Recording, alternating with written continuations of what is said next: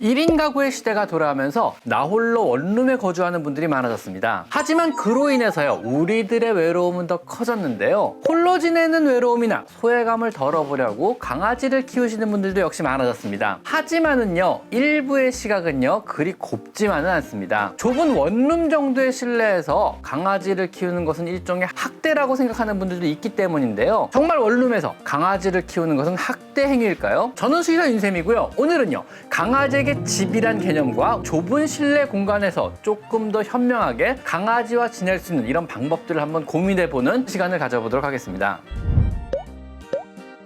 결론부터 말씀드리면요, 강아지에게 실내 공간이란 쉬는 공간이지 운동이나 활동을 위한 공간은 아닙니다. 강아지에게 실내 거주 공간은요, 30평의 아파트든 10평 정도의 원룸인지는 그리 큰 문제가 되진 않습니다. 원룸이라는 좁은 공간에서 강아지를 키우는 것에 대한 걱정은요, 운동량에 기인한 것인데요. 운동량은요, 실외에서 제대로 된 하루의 운동량을 채워줘야 할 문제이지, 이것이 30평이든 10평이든 강아지가 실내에서 채울 수 있는 이런 운동량은 절대 아닌 것입니다. 강아지와 내가 살고 있는 거주 환경의 문제로 바라보기보다는요, 강아지와 동거하는 사람으로서 얼마나 시간을 내어 강아지와 함께 산책을 나가주느냐 하는 이런 문제인 것입니다. 단순히 작은 공간에서 강아지 키우는 것을 동물 학대로 몰아가기보다는요, 보호자인 여러분이 얼마나 강아지를 위해서 시간을 내어서 외부 활동을 시켜주느냐로 판단을 해야 하는 것입니다.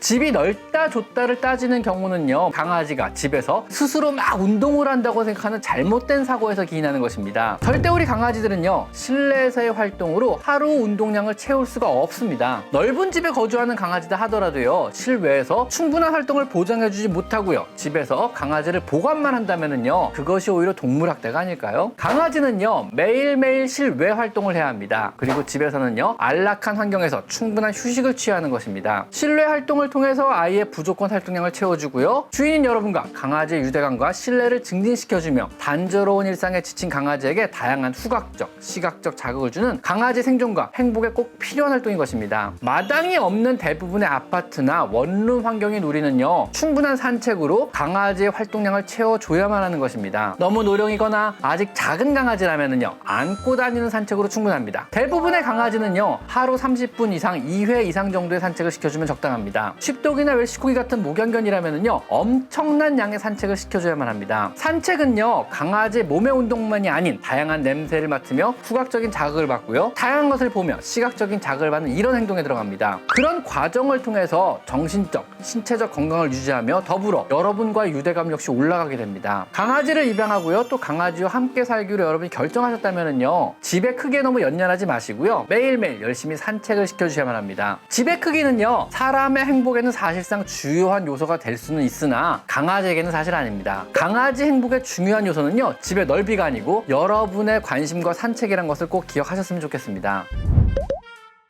그러면은요, 좁은 실내에서 산책 이외에 강아지를 조금이라도 더 편하게 해줄 수 있는 방법은 어떤 것이 있을까요? 화장실이나 방문에 펫도어를 설치하거나 아니면 문을 항상 열어놓습니다. 조금이라도 더 넓게 집을 사용하라는 이런 의미입니다. 강아지의 활동 범위를 임의로 제한하지 않는 것이 좋습니다. 또한 침대도 역시요, 다리가 없는 저상형 침대를 선택하여 강아지가 편하게 오르내리며 쉽게 사용할 수 있게 해줍니다. 소파 역시 좌식 소파의 사용으로 편하게 오르내리며 자신의 활동 범위 안에 넣을 수 있게 해줍니다. 침대나 소파는 여러분보다 하루 종일 집에 있는 강아지가 더 많이 사용하는 가구이니만큼 강아지가 사용하기 편한, 강아지에게 친화적인 형태로 선택하는 것이 당연합니다. 또 좋은 공기청정기는 필수이고요, 자주자주 환기를 시켜주어서 실내 이산화탄소 농도를 낮춰주어야 합니다. 좁은 실내 공간일수록요, 실내 공기의 질이 급격히 안 좋아질 수가 있습니다. 실외에 매연이나 미세먼지로 인해 환기를 잘 안 하시는 분들이 있는데 이것은 잘못된 선택입니다. 자주 환기를 시켜주세요. 공기의 질은요, 사람보다 체중당 호흡량이 더 많은 강아지가 훨씬 더 중요합니다. 또한 동체 시력이 발달한 강아지는요, 요즘에 LED 조명의 깜빡임을 느낄 수가 있습니다. 플리커링이라고 하는 현상인데요, 조명이 1초에 120회 정도 깜빡이는 이러한 현상입니다. 좁은 공간에서요, 강아지의 눈의 피로도를 급격히 가중시킬 수 있기 때문에 조명을 플리커 프리 조명으로 바꿔주시고요, 늦은 시간 귀가하는 경우 반드시 조명을 켜고 출근해주세요. 강아지가요, 혼자 무료하게 하루 종일 있어야 하는데 집마저 어둡다면은요, 강아지의 정신건강에 이것은 안 좋을 수 있기 때문에 그렇습니다.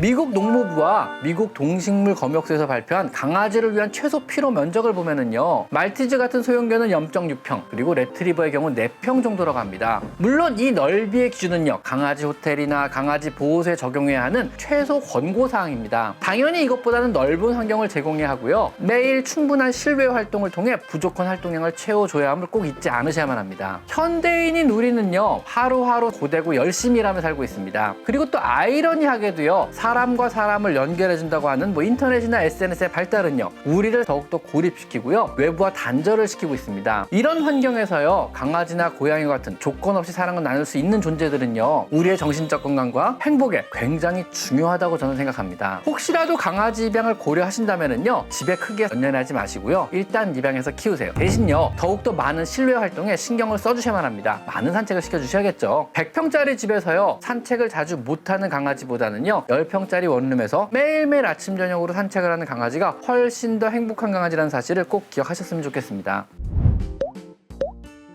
집이란 개념은요, 강아지들을 보관하는 보관 장소가 아닙니다. 그들이 편히 쉬는 장소이고 매일 외부 활동을 충분히 시켜 주어야만 하는 것입니다. 강아지를 집에 보관만 하는 행위가 강아지 학대라고 저는 개인적으로 생각합니다. 집의 넓이보다는요, 외부 활동을 얼마나 시켜주느냐가 강아지의 행복을 좌우한다는 거 다시 한번 꼭 기억했으면 좋겠습니다. 오늘은 여기까지 강아지 상담소였습니다. 감사합니다.